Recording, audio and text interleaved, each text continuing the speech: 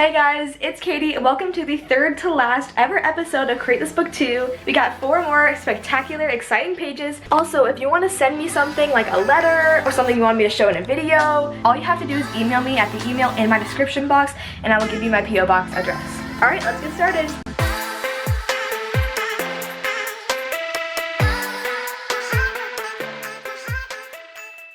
Create disproportion. Draw or collage an image with distorted proportions. So I'm pulling out a separate sheet of paper for this.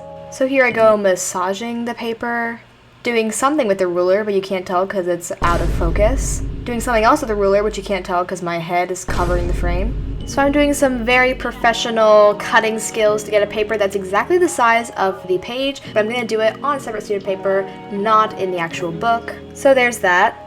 So my idea for this page is just to draw a bunch of random items, but don't make their sizes match up with each other. So to make a very small elephant compared to a very large penny. Side note, my camera decided to just record this for like 20 minutes. So I'm sorry if I kind of skipped ahead in the sketching process, but I drew an assortment of items here, but you also might notice I drew a couple of things at the top, including a ruler and this random line, which have proportions that do not make sense. Oh, here's me pretending I know how to use a kneaded eraser. That's funny. But yeah, I think that is entirely the point, that none of that makes sense. None of the measurements make sense. This should not be correct at all. That's the goal. So I'm heading in with the classic favorite micron fine liner, outlining all of my sketches. Prompts like this are great because if you mess up something with the lining or you mess up something with the drawing, it just can go along with the prompt, you know? It's just distorted, right? It's just distorted. That's what I tell myself. Luckily, I wasn't making any huge mistakes. I actually kept it pretty simple with these drawings, and I actually had a lot of fun with this, especially with the outlining and the coloring. I could just really do whatever I wanted and just make this a really silly page. Just so silly. Now that we've finished that, it's time to pull out my art markers. I love these, they are so fun. I'm coloring them just as I normally would color these kind of things. I'm not going to make the colors distorted and the sizes distorted. Now that would just be crazy. However, I did make the mistake of putting 2 gray items right next to each other, so now it looks like imbalance and it kind of bothers me, but it's okay, I'll get over it. Actually, there's like 3 gray things and also 3 yellow things, so I don't know what my problem was with that. But I really enjoyed using these markers because it gives such like a bold, clean look and they're so easy to use. So it was a lot of fun and I'm really glad I chose to use these markers and not colored pencils. Adding a little bit of metallic shine on the phone, we were finally done. So I pulled out my matte Mod Podge to give this a clean finish and to seal in the marker. Really, you don't need to do this with marker, but I did it anyway. And then I glued it into the book using my glue stick. I bought a big 6-pack of glue sticks one time and I've just forever been using those glue sticks, so they got put to good use today. So here is the final page. I actually really like this one. I think it is really fun. It's not super disproportionate and it's kind of hard to tell, but I still like it anyway. Create a shock. Do something unexpected by decorating this page in an uncharacteristic way. So I tend to do a lot of things on my channel, but one thing that I really don't do is realistic pencil drawings. Now you can see the background of a previous page, so I'm just giving a nice little fresh slate of paper, and this time I'm gluing it into the book beforehand. While I'm rubbing in this paper, can we please acknowledge my nails? And don't get used to it because this is the only page where my nails are done. Okay, I almost forgot about how much I hate this page. But back to the paper, we're going to be drawing an apple. That's the first thing that came to my mind when I thought of like a realistic pencil drawing. I figured it wouldn't be too hard, it would fit in the space, it was something that I could manage, so all of that made it a great candidate for my first realistic pencil drawing. Was I using a video tutorial for this? Psh, of course not. Yes, I definitely was. I did not know what I was doing with like the different grades of pencils or how to draw realistically, so I was following a tutorial just to make sure I kind of sort of knew what I was doing. It doesn't look as good as theirs at the end, but I think it really helped me. It gave me a solid understanding of what I was supposed to be doing. It's just like a bunch of little lines put together and just layered over and over each other until eventually it forms somewhat of a realistic figure. I don't know how it works, but I did it. There's something so satisfying about making these little lines over and over again to make a realistic shade.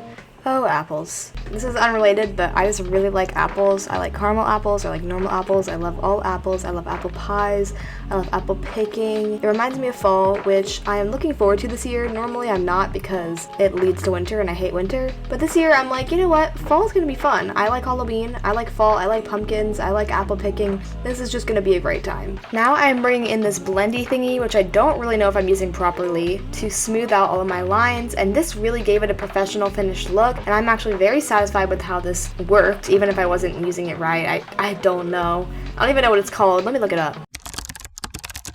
It's called a tortillon? I don't know. But no matter what it's called, I felt like such a fancy artist using it, and it made me feel very professional and very impressive. So impressive, in fact, that I decided to sign my name at the bottom just to make it look even more professional. So I put my name and I put the date, and that is the entire page done. I love this page. I think it looks so cool. I'm very proud of it. Create a self-portrait. Make a list of things that make you, you.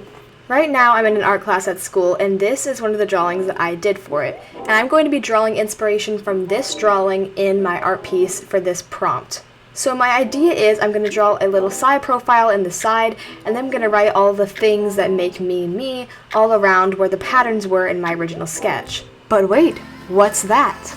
If you want this bracelet set or any other bracelets like this, make sure to check out my Etsy shop, link in description. They are handmade by me. Alright, back to the video. Pulling out this very unattractive photo of me that I'm using for reference, I'm drawing my side profile in the corner of this page. I find side profiles way easier to draw than whole faces, so I really appreciate when I can cut off half my face in a picture and just draw half of it. So as I was doing this, I was brainstorming what words I was going to use to describe myself. I decided to do a mix of like personality traits I like to say I have, / values, along with things I just enjoy doing, if that makes sense. So I decided to pull out a ruler for this to make these lines straight as possible, and then I tried to make block letters that fit inside the lines the best I could. So I was making some of them taller than others to make them fit right inside the shapes I had drawn. I love me some block letters, so this was so much fun, and I really enjoyed doing this part. This is probably my favorite part of this whole thing. And once I finished up with that, I decided to start coloring myself in on the side there using my Prismacolor Premier Color pencils. This part was pretty easy and everything was smooth sailing, so I was very much looking forward to how this is going to look in the end. However, the catch is, instead of coloring in each of the stripes or rays individually with a different color, I decided to do all of the background in a rainbow format and just do negative space as the actual words. You following? But doing it this way was time consuming.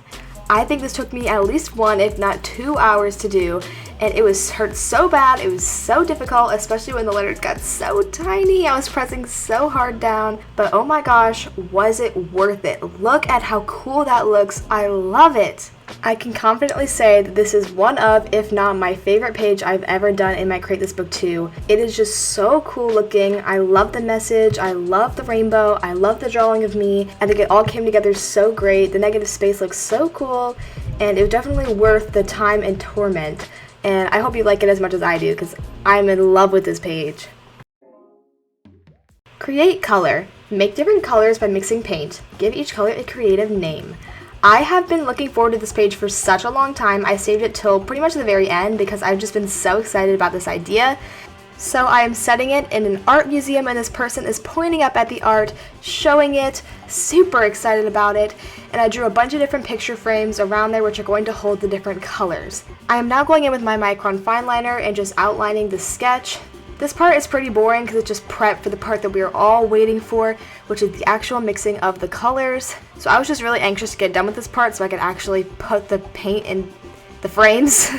Notice how whenever I draw a person, it's always either to the back or from the side, because just a full-on person just never goes well for me, I've noticed. I decided to go in and color in the edges of the frames black, and then I just used my Prismacolor Premier Color pencils to color this in.